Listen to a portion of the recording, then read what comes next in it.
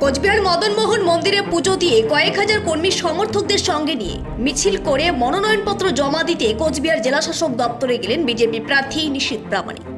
তার সঙ্গে রয়েছেন কোচবিহার জেলার সভাপতি তথা বিধায়ক সুকুমার রায় ও অন্যান্য বিজেপি নেতৃত্ব।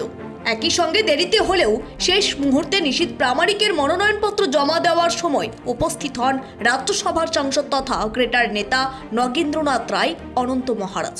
যদিও তিনি এদিন কোনো রকম কিছু বলতে চাননি। মনোনয়নপত্র জমা দেওয়ার পর নিশীথ প্রামাণিক বলেন, তৃতীয়বারের জন্য নরেন্দ্র মোদীকে প্রধানমন্ত্রী দেখার জন্য মানুষ অপেক্ষা করে রয়েছে।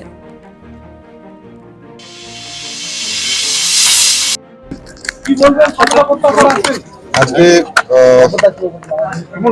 বৃহস্পতিবার আমরা দুপুর 2:48 নমিনেশন সাবমিট করেছি। কুচবিহারের প্রাণের ঠাকুর মদনমোহনের পুজো দিয়ে আমরা সেখান থেকে মদনমোহন বাড়ি থেকে সোজা পায়ে হেঁটে কুচবিহার ডিএম অফিসে এসে এখানে মাননীয় ডিস্ট্রিক্ট ম্যাজিস্ট্রেট রয়েছেন, তার কাছে আমরা আজকে মনোনয়ন জমা করেছি।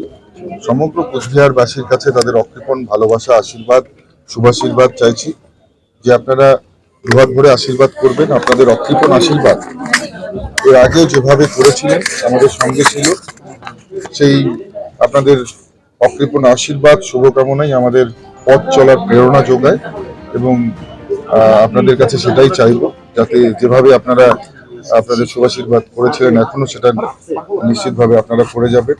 এবং আমরা যে অঙ্গীকার দিয়েছিলাম যে এই বাংলাকে আগামী প্রজন্মের বাসযোগ্য করে যাব এবং সেই সঙ্গে সঙ্গে যেখানে যেখানে অন্যায় হবে সেই অন্যায়গুলোর প্রতিবাদ করব, মানুষের পাশে দাঁড়িয়ে মানুষের পাশে থেকে ডেভেলপমেন্ট ওয়ার্ক মাননীয় প্রধানমন্ত্রী যেভাবে সারা ভারতবর্ষ জুড়ে উন্নয়নের কর্মযজ্ঞ করছেন, ইনফ্রাস্ট্রাকচার ডেভেলপমেন্ট থেকে শুরু করে কানেক্টিভিটি সবকিছুর সঙ্গে বাংলাও যুক্ত থাকবে এবং নিশ্চিতভাবে বাংলার সঙ্গে সঙ্গে কুচবিহার সব মিলিয়ে সমগ্র ভারতবর্ষের উন্নয়ন হবে, ডেভেলপমেন্ট হবে।